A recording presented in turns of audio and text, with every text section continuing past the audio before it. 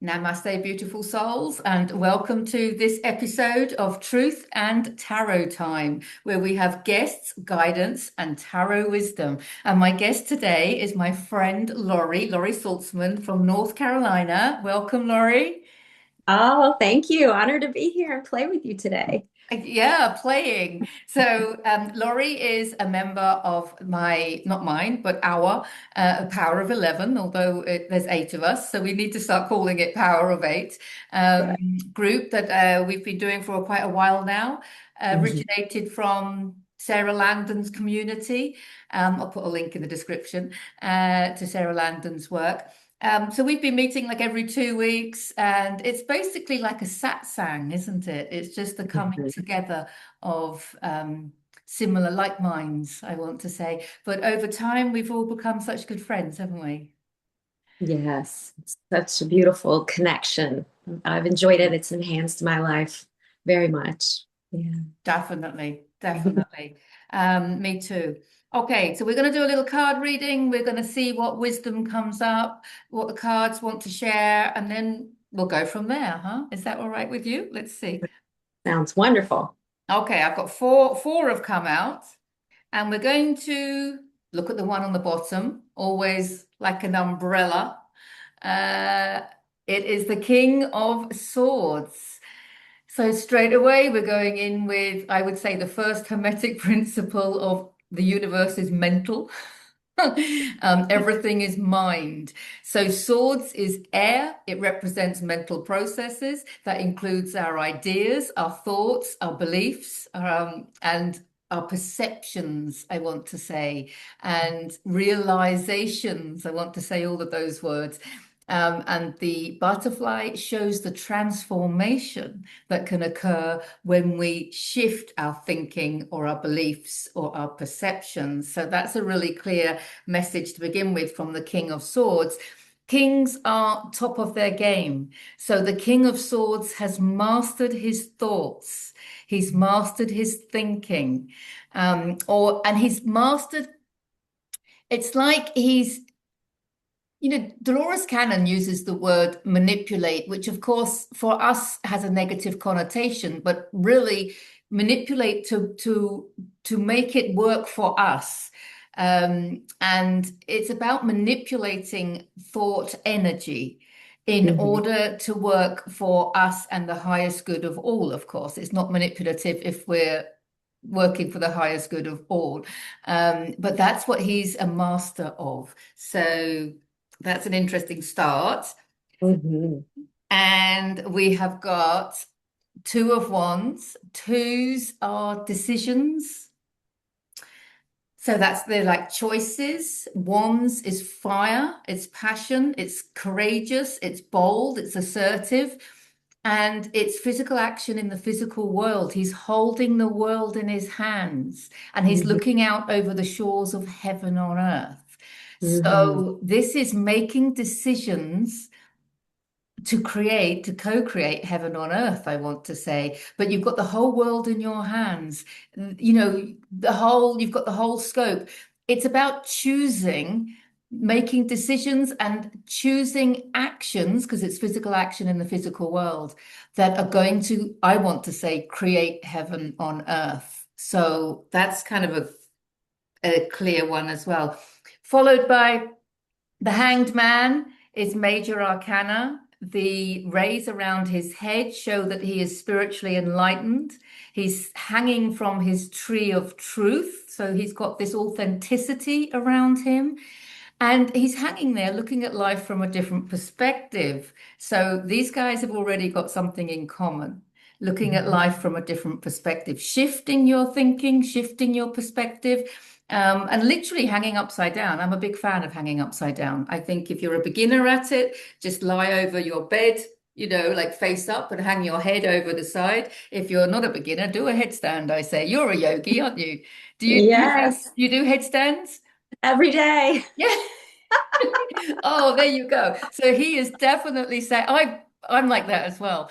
It honestly, it stimulates the crown chakra. So it's something to do before every session and stuff like that. So definitely he's saying, learn a headstand. Don't do one unsupervised if you've never done one before. But there are beginner headstands that it's one of the things I love teaching because it's not about going all the way up. It is about having your spine straight and basically just reversing the spine. There's a million benefits. But that is one of the messages from the Hanged Man. And the other message with the Hanged Man is don't force action. Look at him. He's quite chilled. He's definitely not looking like he's taking action because he's not forcing action. There is no struggle to any of his action. What happens is his action is born from his stillness. That's what Yes. I want to say. And we know that beautiful quote from Sarah Landon that says that stillness is the access point to acceleration.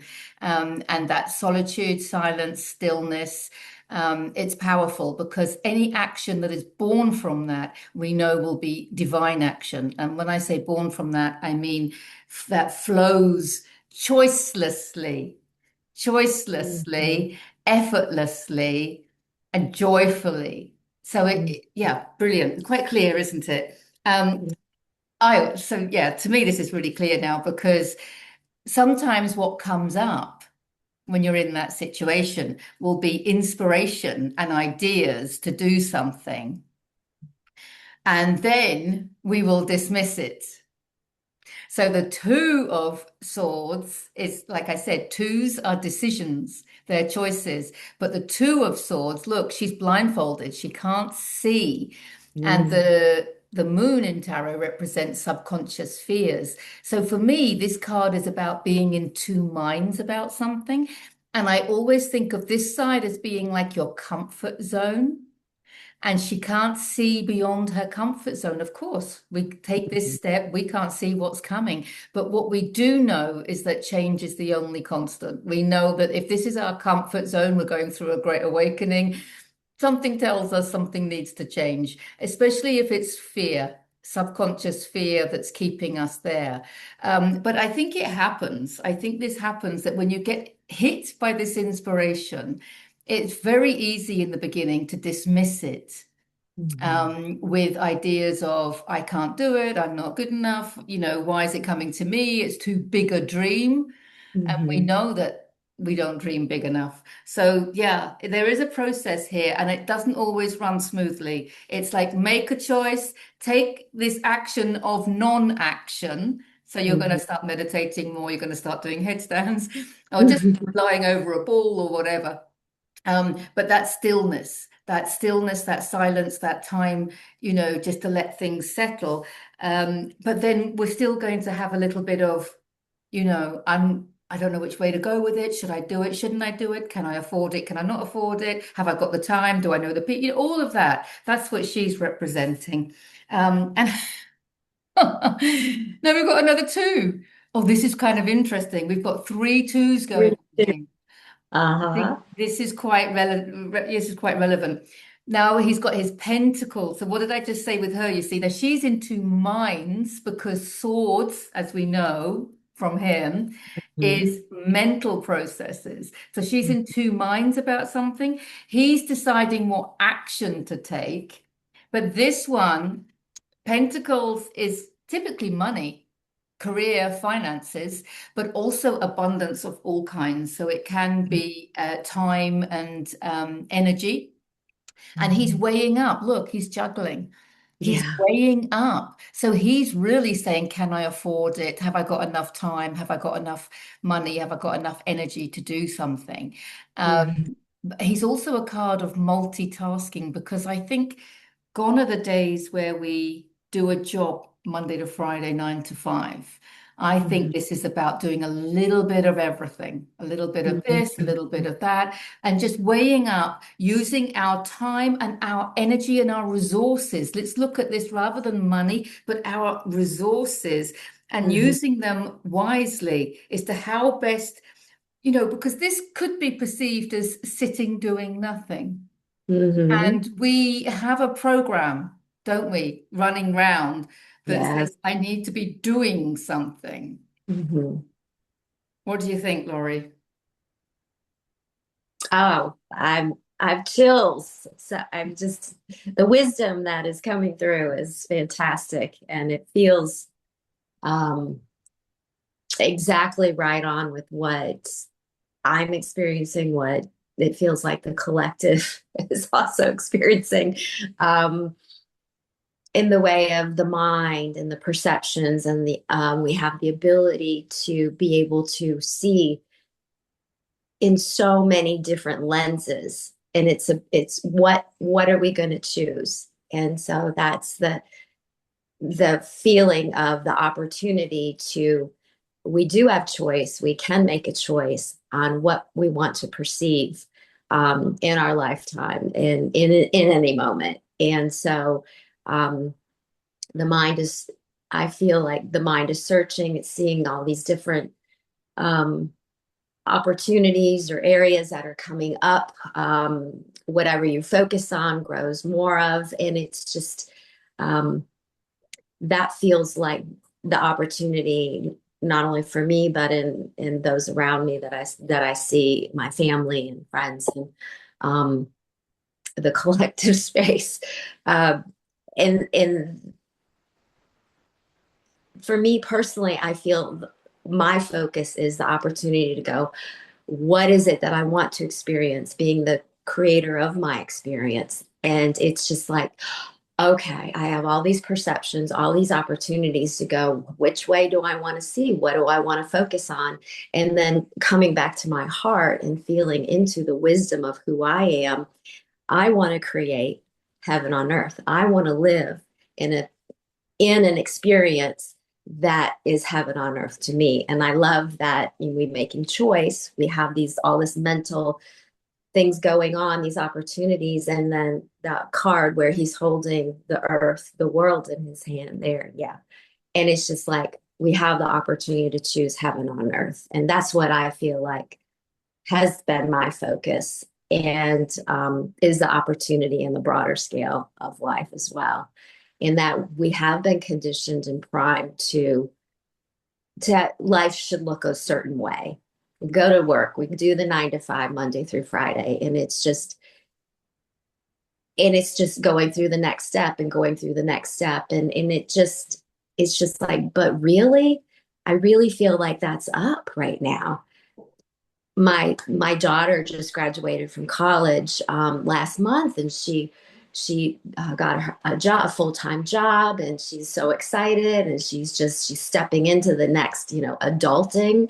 And it's she's she's an amazing student, she's an amazing person, she's so skillful and able to do all of these amazing things, and yet she's really struggling with oh, this is what my life's going to be like now.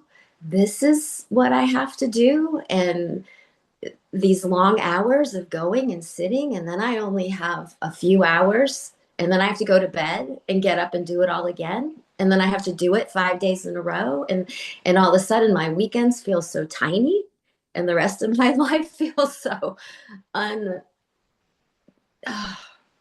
it's interesting watching her, and I'm like, I know that that's the way and the expectations of the way things are and things are life right now, but does it really have to be that way? And so it's interesting. The my perception is being supportive and loving, and but also offering another way of looking through the way I lead my life and through the choices. I just feel like there's so much opportunity right now that we can hop out of the what we're supposed to be doing into a whole broader opportunity of the way we want to create our own life, living from the inside out, living from our heart-centered joy. Like you were mentioning earlier, it's just like, what brings me joy? I want to align with that. Exactly. I totally agree with you. But I think one of the problems, and my son's in a similar situation to your daughter, um, is that we need to know what our unique gift is. Now, Hmm. very often, what brings us joy is our unique gift, but we Yeah. can't always see a way as to how that's going to financially support us. And Yeah. I think that's one of the biggest blocks for our children, Mm. or for anybody, and I've said it before, if you told me 15 years ago that I could be self-sufficient reading tarot, I wouldn't have believed you. And of course, I wasn't brought up to believe that was the case. What are you Hmm. going to be when you grow up? Oh, Yeah. I'm going to be a gypsy and read tarot. I don't think anyone would. Well, I wouldn't have believed it. Um, but I think it's knowing that the gift. I think one of the biggest problems is believing or understanding that what brings us joy can support us. Yeah. And I think that's where, going back to what you were saying about being the creator of our own reality, I think it's so important that we understand that we are, because the old paradigm kind of taught us that we're a victim to our circumstances and Yeah. that we have to fight and effort and struggle to get that job, which our kids have now done and they've got it. But now they've got to find a way of supporting themselves by doing what they love. And it's not always easy to identify. There's a Carl Jung quote. I can't remember the exact words, but it's basically along the lines of what brought you joy when you were a child, because Hmm. your future, income or whatever, is rooted in that. Hmm. And I think that's a really important point. And what I think the Hanged Man is telling me is that um, doing what we love may not always bring us directly the prosperity that we're looking for. I like to say prosperity rather than money, because if we just focus on money and making a living, we can change things like, maybe sometimes it's about reducing our expenses rather than making more money. Hmm. But it's not always about focusing on whether what brings us joy can make us money. It's what brings us joy relaxes the mind Hmm. and allows our connection, Yes. to our higher self.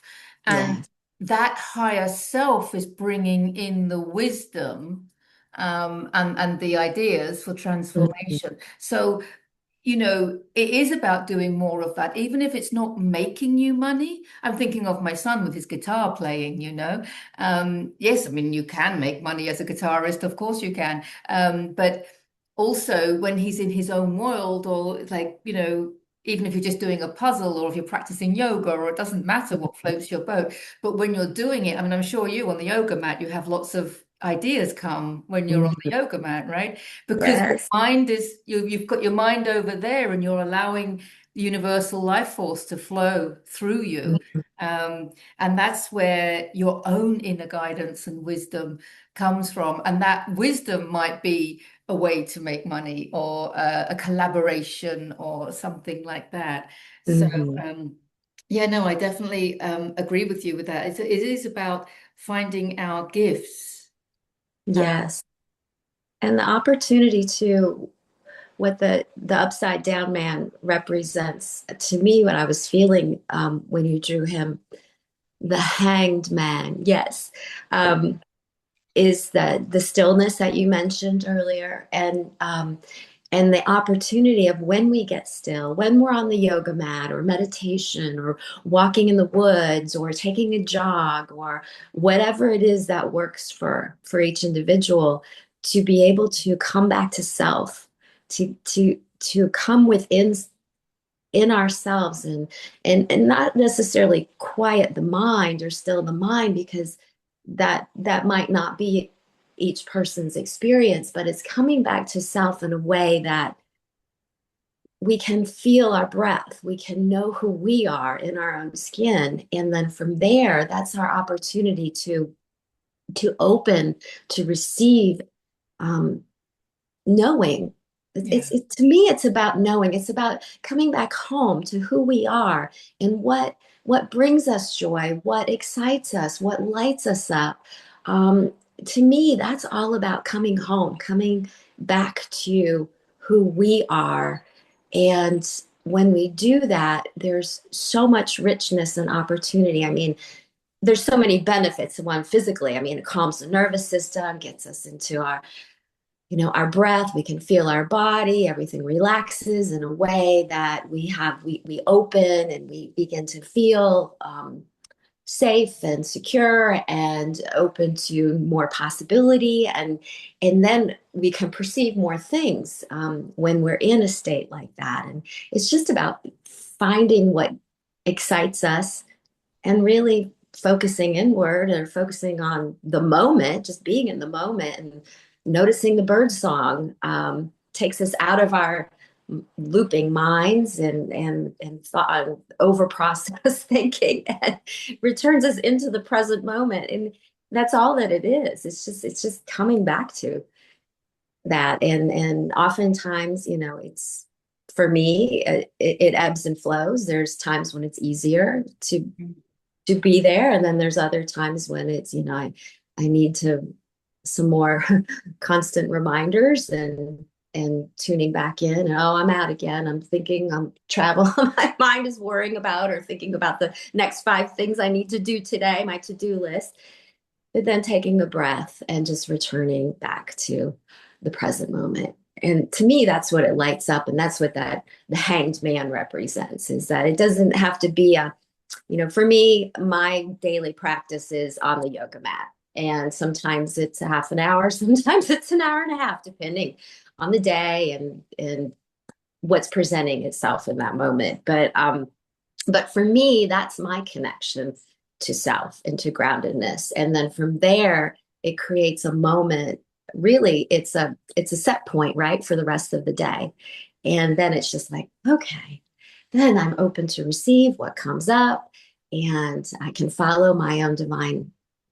I feel like it's my own divine connection. It's me, grander part of me saying, hey, Lorie, try this, or what's this, or, this is lighting up today. Well, that wasn't on my to-do list, but okay.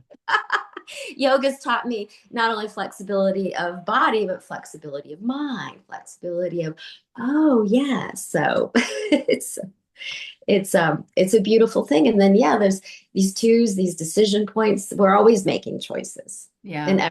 every moment. So it's just coming back to, because the where the swords, where we're back and forth with, fears coming in, different things showing up in life. It's all opportunity. And it's like, what are we going to do? How are we going to perceive it? What frame of mind are we going to choose to be in? Yeah. So. Definitely. I love what you said about the list. Because I read somewhere like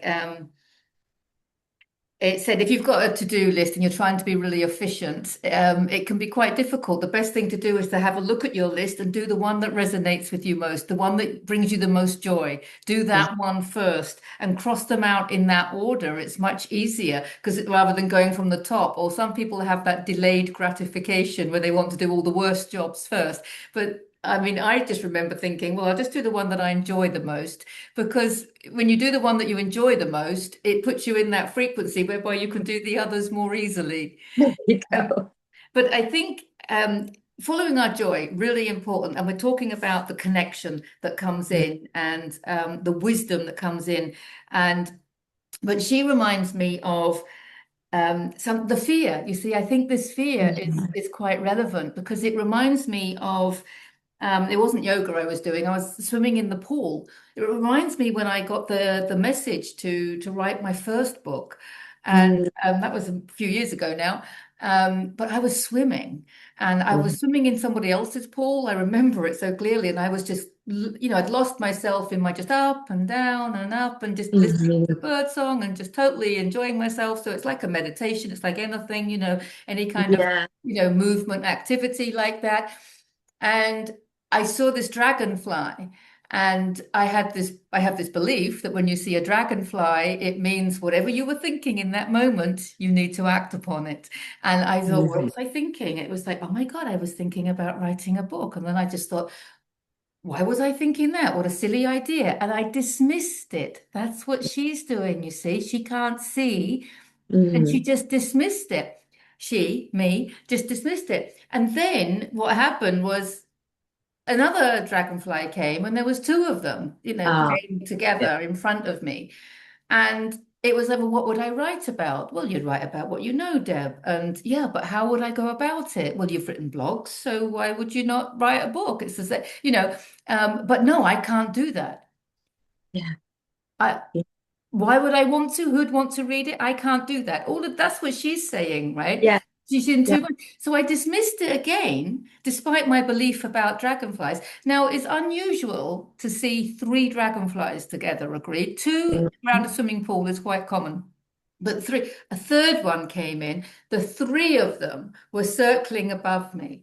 And that's when I realized that I had to write this book, right? And I remember so clearly getting out of the pool and I had butterflies. I had absolute butterflies because I could not see Mhm. how I didn't know how to write a book. I mean, Mhm. I could write on a document, but I didn't know how do you begin? What do you do? It's so easy to dismiss it, but because of these dragonflies, I had this knowing. You said something about a knowing. I Mhm. mean, I know I've said this story before, but I just think it's relevant because I had this knowing that I had to write a book, but there was a fear. So Yeah. it is about following your joy, but I think sometimes it's following your fear because the fear is sometimes telling you what direction to go in. Mhm. Does that make sense? I mean, you've got to get that thin line. If it's your intuition telling you not to do something, then obviously listen to it. But if Right. it's those butterfly fears, that's nervousness, isn't it? Yes, yes. And there is a distinct difference. For me, it's the fear of, you know, safety fear. Don't go there. I mean, that to me is it's a um what it feels like in my body is a contraction. It's a tight, Closing down. a Yeah. closing down. And the butterfly, the feeling of I'm excited, but but Yes. it's Yeah. it's like I'm on the edge and I'm excited, but oh crap, how do I do that? What's It's the like next a step? I don't realization. Yeah. exactly. I mean, I don't have the money, I don't have the reason, I don't have the this and that. I don't have any knowledge about that. Exactly. All of those reasons why we shouldn't Mm. do, but yet the we know in our body is excited but I mean it takes a little bit of uh learning about ourselves, right? And how we can discern that. Um, Yeah. what is that? But if we're willing to sit with it long enough, I feel like we'll get messages like you got your dragonflies, not one, not two, but three. And then you knew. And I probably each of us have our own sort of messaging system in our own unique way that okay, we know it comes up enough times, enough rainbows show up or whatever it is that's kind of our signal. Yeah. Three number eights on a license plate. I don't know, there's all kinds of things that, But you could also, I mean, I'm a big fan of like talking to the universe. People are, well, yeah. who am I talking to? And it's just like, well, it could be source, it could be angels, it doesn't matter, past over loved ones, it's your higher self, God, whatever, it doesn't really matter. But I'm a big fan of putting it out there. Mhm. So, it's like in that situation, I could just go, okay, I've got this inner knowing, I'm accepting it. I'm Yeah. I'm happy to rise to the challenge. Show me the way because I Yeah. don't need to complicate myself with the hows, don't get worried about the hows, but say yes to the universe and allow the universe to bring you the things that you need because actually, and I'm going to put a link in the description for this because I know a lot of people that want to write a book and a lot of people have Yeah. said to me, oh, I've always wanted to write a book. Well, not everybody's always wanted to write a book. If you've wanted to write a book, then you need to go ahead and do it. And there's a school, it's called Self-Publishing School. com. I'll put a link in the description because I signed up with them, and that's how I, found the support and, the accountability and everything that I needed at the time. So, put it out there and the universe will bring you whatever it is that you need. And I think that's where our kids are, right? They need to trust that. Um, That that is the, if you will, the next step, it feels like to me, is that once we've been able to discern, is this fear, is this something I move away from, or is this something that, yes, I'm moving toward? Okay, well, we don't need to worry about the how, like you said, because when we say yes to the universe, to ourselves, to God, to whatever it is, it's the grandness of life that's going to support us. That's how it works, right? It's how and all the resources will come to us. They will float to us through ideas, inspiration, people showing up at just the right times. So that's the beauty of it. But we do need to trust our own inspiration and be willing to be with it and let it express and be open to receive and then say yes when it happens. It's just about taking that next step and then what presents and then take the next step. And yeah, so moving out of our minds, trusting into our hearts, into our feeling wisdom, and like you did, and before you knew it, you had your first book published. Yeah, well, I didn't have it published. I did it myself, but yeah, You did it. I mean, self-published. you did it But yeah, yourself I with the mean, but then self-publish. again, it's one of these things, and I'm sure people can relate to this. It's one of these things that you're nervous about doing, but then Yeah, actually, when you've done it, you find it really easy, and you think, oh, well, that was easy, yeah. because the first book, to be honest, was like a collection of blogs. I mean, that's how easy it was for me in the beginning because I was writing blogs anyway, so I was using that joy or whatever, that creative direction, and it was literally like putting all the blogs together. This blog, chapter one, chapter two, this blog, and so really it was quite easy. It was a very different experience from this one, but then again, remembering that whatever we're doing. Right. So whether yoga be your project or the book be your project or writing a piece of music be your project, we know that we are the project. Yeah. And the yoga is just there for Lorie to work on Lorie, right? The Hmm. book is just there for Deborah to work on Deborah. Yeah, And I think that's an important point to remember as well, that it's the growth that we experience through that creative process. exactly. That is our gift. Yeah. Us being us in the most authentic, unique, divine expression.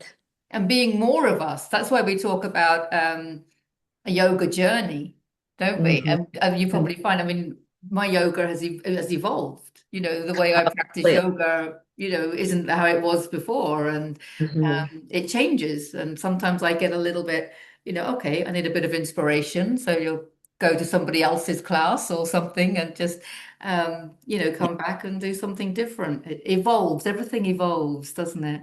Yes, always. Yeah. Wow. Beautiful, beautiful, beautiful. So, Yeah. yeah. Is there anything else that you want to share or say? There was, you mentioned that the twos were coming up Yes, frequently, we've and there got three was something twos there here. with the twos. I was curious as to what you felt. Well, threes are the magic number, but I think the twos, as I said, they are decisions. Um, Hmm. what action should I take? What mindset should I adopt? Hmm. What resources, how do I spend my resources? So they kind of relate to different things. But twos, generally speaking, in tarot, represent the duality. Hmm. Because you start off like in the major arcana, you start off with the Fool, but he's actually not the first major arcana. He's zero, and the reason he's zero is because he's the hero in the hero's journey. So Hmm. the magician is then one, but then from a number, a numerical perspective, there's your one, and the one divides into many. into a perception of separation in order to learn about itself. So the Yeah. universe divides in order to learn about itself because it's through our interaction with others. There is only me, right? But the others that Mhm. we learn about ourselves. Mhm. So the duality, so twos are very much that perceived separation and the duality of the physical world, which we go through in order to self-realize. Mhm. Does that Mhm. make sense? Absolutely. Mhm. And the two in major arcana is the high priestess. Mhm. And she's very well read and she's reading. I don't know whether I can find her now, but she's very well read. And she's got the moon. She has the moon tethered at her feet. Now, the moon, as I said, represents subconscious fears. So she's Mhm. not denying her fears, but she has them tethered at her feet. So she Mhm. has them under control. Yeah. So, oh, she can, like you said, she's got the discernment between fear going against your intuition and Mhm. butterflies, as in, I'm going to do something courageous. Mhm. She's got that balance. And she's also between two pillars. One is black, one is white, which of course shows, again, the twos. Yeah. She is a two. And she is sitting basically at the veil Mhm. between the non-physical world and the physical world. Mhm. And she's bringing that wisdom and that knowledge and that understanding because she's studying, right? She's got books.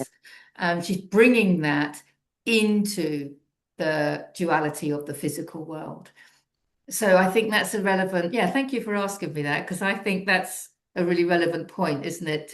If we're going to Yeah. take these twos to the next level, that's what they represent. Understanding that the separation that we see is only a perception Only a perception. and and it is part of the journey. And it Yeah. is so it's for the purpose of us self-realizing and Yeah. remembering Yes. and That remembering. Yeah. so that's the journey for me. And I feel like that's what's going on everywhere is the we are we are having an experience. And then ultimately our experiences, my life has brought me to a point of awareness of where I know who I am. I know where I come from and I know why I'm here. And that is what you were just expressing of the connection with my heavenly self, my holy self. And I'm also tethered here as the earthly being called Lorie. So that's the expression of being heaven on earth. Oh, I love that, Laurie. Tell me those three things that you just said. It reminded me of that Paul Selig quote, but I prefer yours actually, where he says, I know who I am. Sometimes he says in truth, and sometimes he says in love. So I Yeah. can use both. I know who I am in love and truth. I know what I am in love and truth. I know how I serve in love and truth. But you just said something better. I prefer what you just said. I know where I come from. What did you say? I know who I am. I'm not going to be able to repeat it. Oh, I thought it was like, so you said, I know who I The good am and thing I we know recorded this. where I come from. Yes. And then you said a third one. So it's who I am and where I come from. I think that's really relevant because of understanding our multidimensional nature. Exactly. Yes. And I know why I'm here Ah, now. why? It is Yeah. the tethering of heaven on earth. It's just like I, I am that.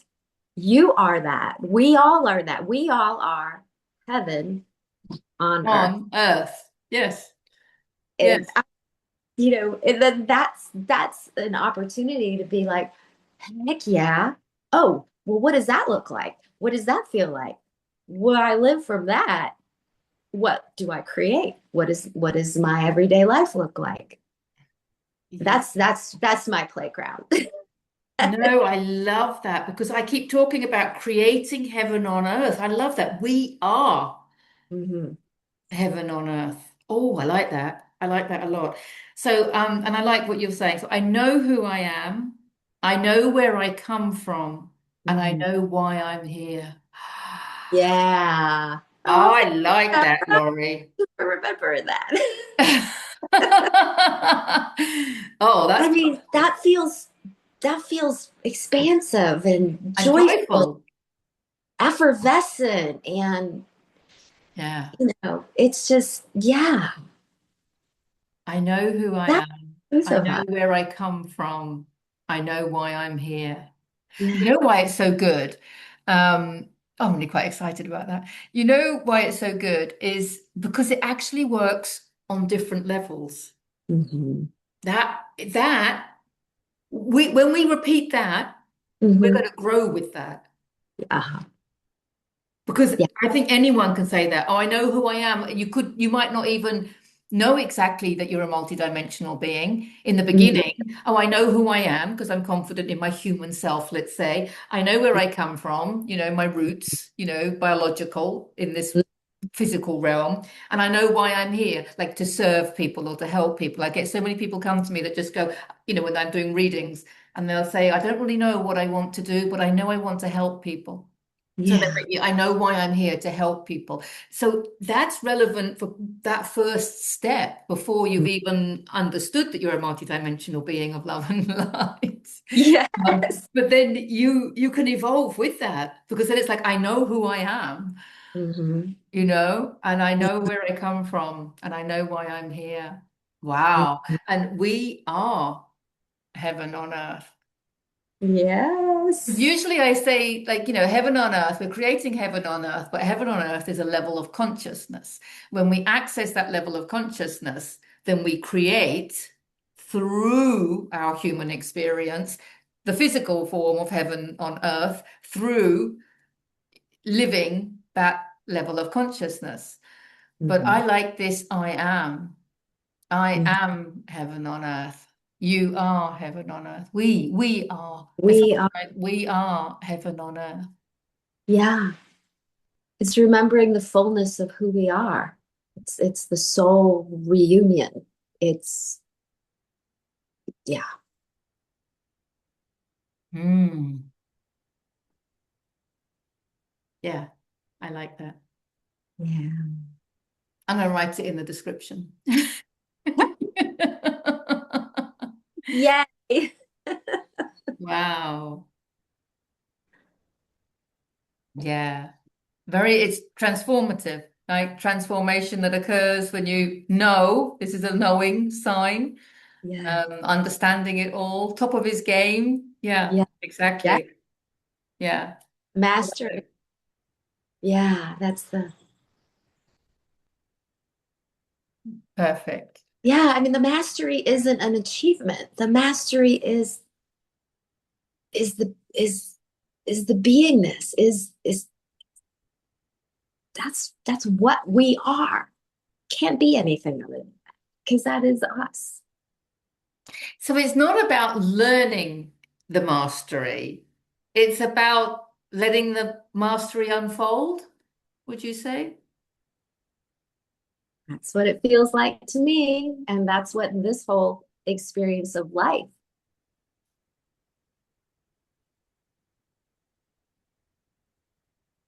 Yeah.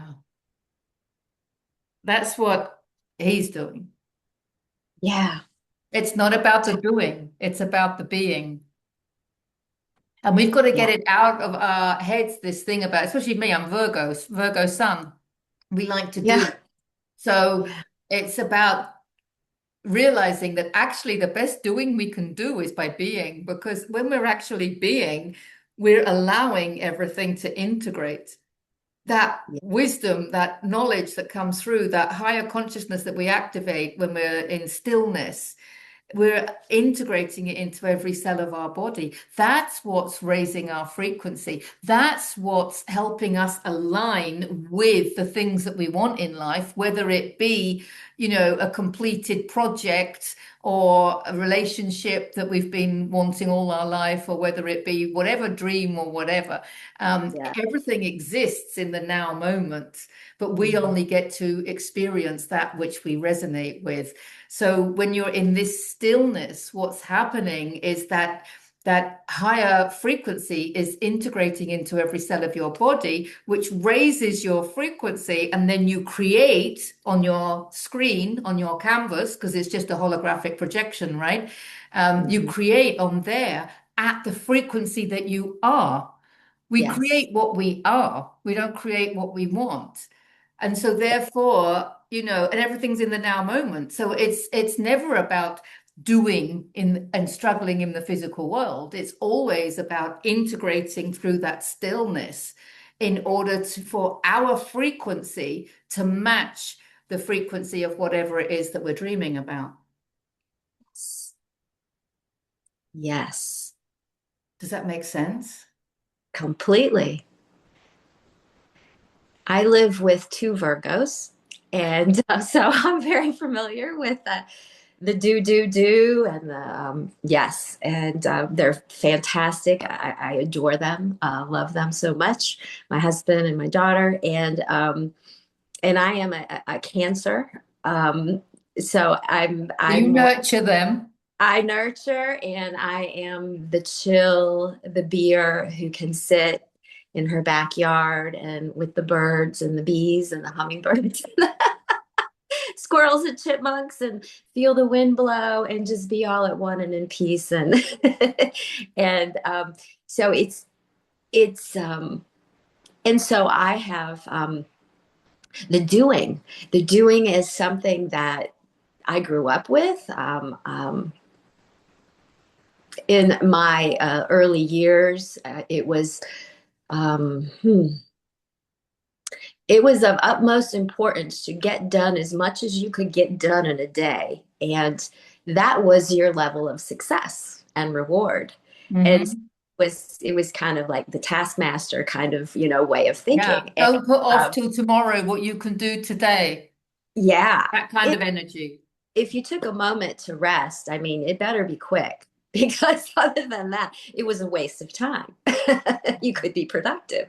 So it's been an interesting journey for me to be able to honor more of my own internal rhythm of feeling truth in myself and going, I can give myself permission to slow down, to feel what feels right to me and my nervous system, and honor that as and not be shamed by it. Yeah. And that's a big deal for me in my own personal journey over the years.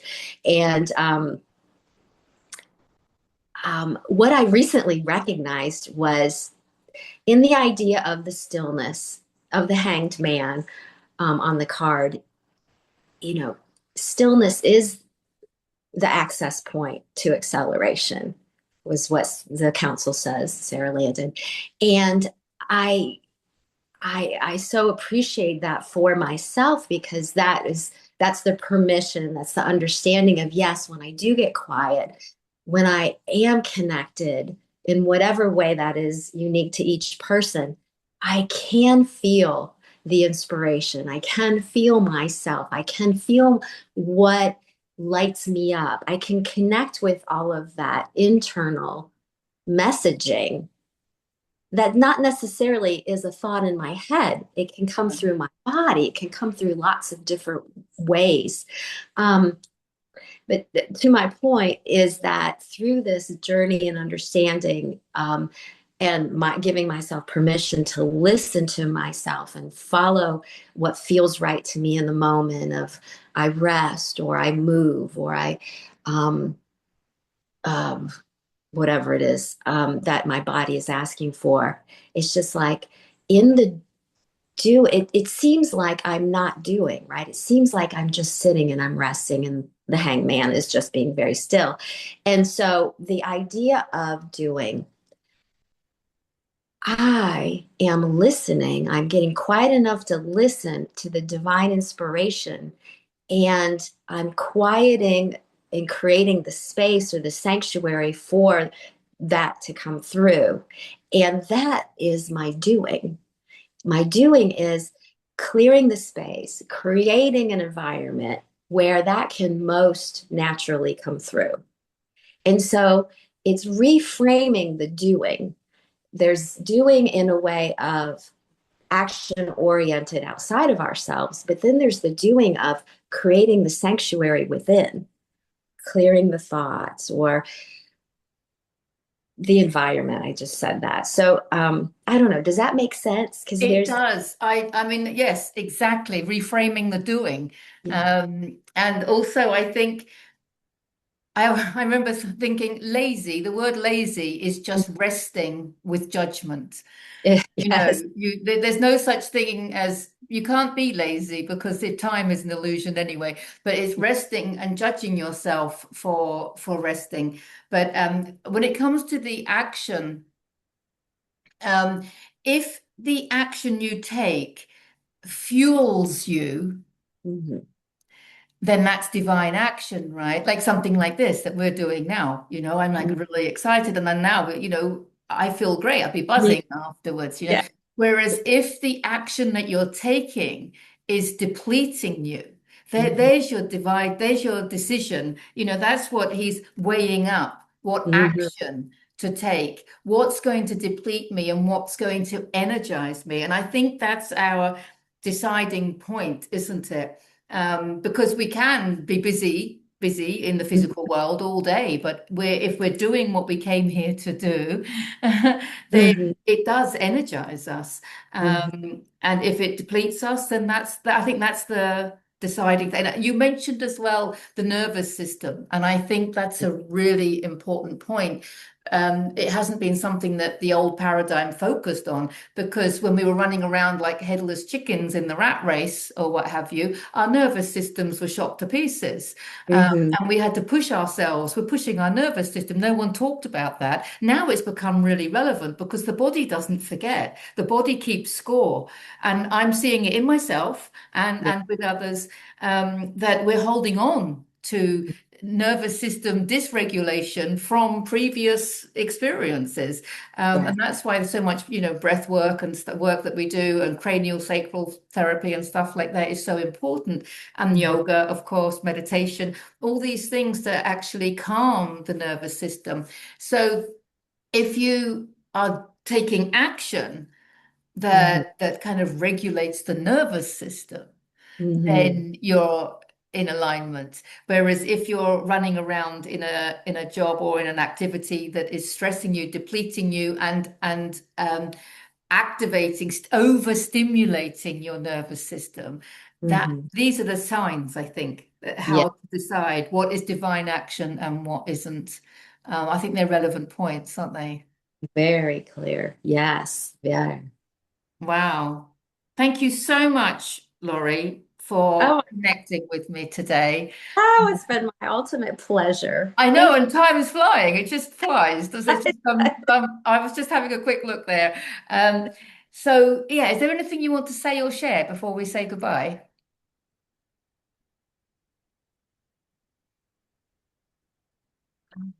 I feel like we have done full circle in this conversation. It feels so rich and full and complete. So thank you so much. I feel so completely honored to be able Oh, to thank you share so today. much. Thank you for inviting me. Oh, thank you for saying yes.